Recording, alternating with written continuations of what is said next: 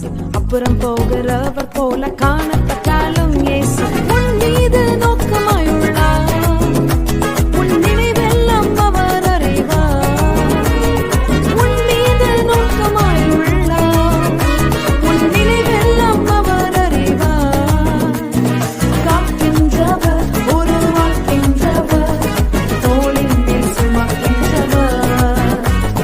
காக்கின்றவர், உருவாக்கின்றவர், தோளின் மேல் சுமக்கின்றவர்.